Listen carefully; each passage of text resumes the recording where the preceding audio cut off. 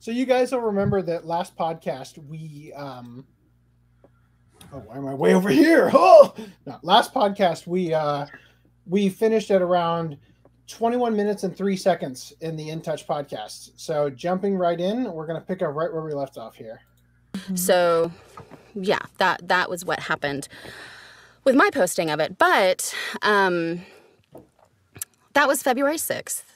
February 8th and February 19th were our main tweets that we were sued for. I mean, we were sued for other tweets, but they're ridiculous and don't make any sense.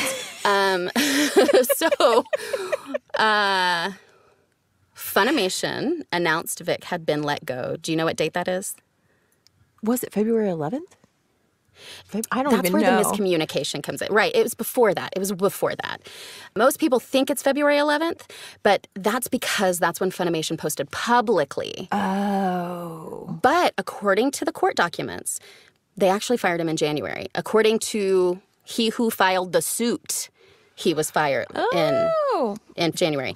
In fact, you can read for yourself on page 133 of the Vic Mignogna deposition. So here's some clarification on the firing from Vic.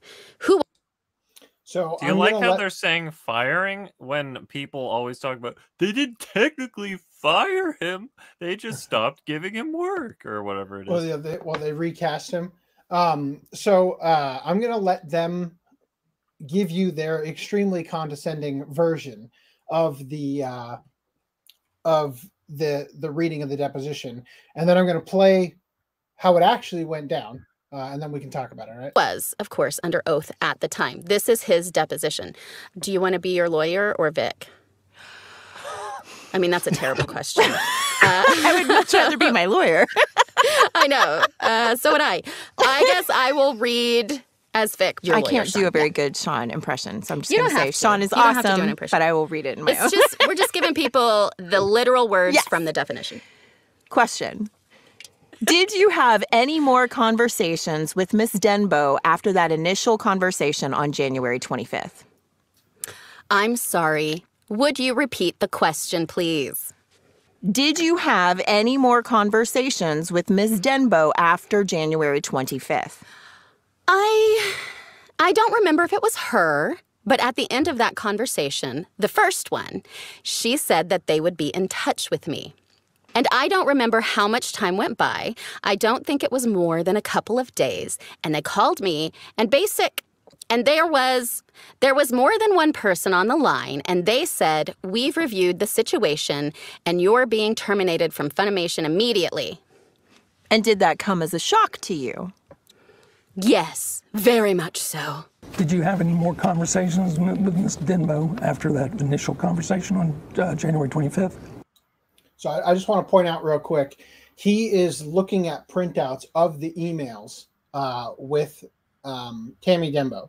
And so in trying to answer that question, did you have any additional conversations with her? He is refreshing his memory by going over the paper, right? So I'll pull it back just a sec here. No, there we go. She said that they would be in touch with me. And I don't remember how much time went by. I don't think it was more than a couple of days. And they called me and there was more than one person on the line, and they said, "We've reviewed the situation, and you're being terminated from Funimation immediately." And did that come as a shock to you? Yes, very much so. Did you have any more conversations with Ms. Denbo after that initial conversation on January 25th?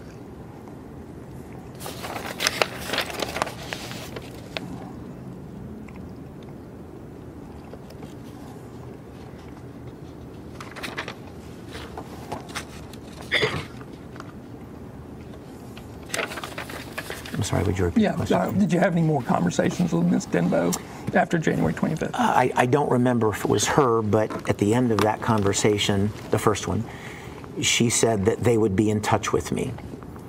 And I don't remember how much time went by. I don't think it was more than a couple of days. And they called me, and there was more than one person on the line. And they said, "We've reviewed the situation, and you're being terminated from Funimation immediately." That came as a shock to you? Yes, very much so. All right. So that's what That was Nick Rekieta pulling an email with Tammy Dembo out of the way, right, by the way. He says, right? It wasn't more than a couple of days. What the fuck does that mean? Is it a week? I feel like if it was close to a week, if it was over 5 days or over, I would have just rounded it up to a week, wouldn't you? I mean, I would think. It's logical, so, anything's up in the air here, but let's say it was a full 5 days. I think 3 to 4, but let's say it was a full 5 days. That means he was fired on January 30th in a direct call from Funimation. And this is from his own mouth. His words. Now, we ain't saying it. That's what he's saying. We're just rereading what he said, which means he was fired from the company around January 30th. Monica, when did you make your first post again? That would be February 6th. And when did you make your first public post? February 8th. Are those before or after January 30th? Well, let's see. January, February, after. After. So it seems that firing was at least 6 days before either one of us said anything publicly about our experiences. So once again, what they're... Go ahead. No one is saying that they got him publicly or fired because of what they because publicly of their said. tweets. Yeah. So again, this is the framing. This is the framing of if somebody isn't very bright and they're listening to this, and honestly, without like the visual aids that I've provided, it would probably be even harder to follow exactly what they're saying. But they're preying on people just believing them, right? And they're basically doing what fact checkers do, where they attack an outlandish framing of the claim instead of the actual claim being made. So they're trying to frame it as though, well, there's no way that we could have had anything to do with it because all of our tweets happened afterward, except for real quick. I'll just show you here. I've got the Second Amendment petition uploaded here. So page 31, there is a timeline being presented. So it says here, January 23rd, Tammy Dembo contacts Rial. Rial replies twice. January 25th, literally 2 days later, Dembo contacts Vic. Excuse me. Dembo contacts Vic. Vic follows up with email. Now, I don't know if this is accurate. Vic said in his deposition a couple of days, right? But we've got here, it says January 26th, literally the next day. Hold on. There you are. How you doing? Oh, visual aids is here. Good. I needed more of those. So literally the next day, it says Funimation telephones Vic and tells him he's terminated. So I don't know if this is an accurate date because Vic said it was a couple of days. This is stating it's the next day. But what's important here is that Dembo contacts Rial. Rial replies twice. If this is indicating that this is the start of the investigation, this investigation did not last very long before it resulted in termination, number one. And I believe the Kamehacon texts with Ron Toye and Chris Laitosh predate the start of the investigation, even though he refers to an investigation in the text messages. So clearly we're very fuzzy on the details. But they're trying to frame it like there's no way our tweets had anything to do with it because all this happened beforehand. But what we're arguing here, what any sane person who's been paying attention is saying, is that it's not about the tweets that the actual statements you made after the fact that he was fired. We're talking about the behavior before then. Liking and retweeting Mars Girl's tweets and Han Leia's tweets and these sort of things that give agency to the claims that were made. Everybody on the same page with that? Mm-hmm. Mm-hmm. That was the back to us. So interesting. Let's give him a full week. Okay, he's just really bad with numbers. Let's say that. And that means it was a week. That's still 5 days before we posted anything publicly, which means our tweets had nothing whatsoever to do with his firing. Nothing, nada, zilch, nothing. He was fired before we ever tweeted anything publicly. Ta-da! That's my That's the one that drives me crazy. Good to get it out. It does. Oh my God. It's like so much better. So you're going to hear in their podcast that Jamie talks about how the timeline, when Vic got fired and whether or not they had anything to do with it, that's the big thing that irks Jamie. Monica's big thing is the conventions. And why do you think that is? Why do you think Monica's big thing is the conventions?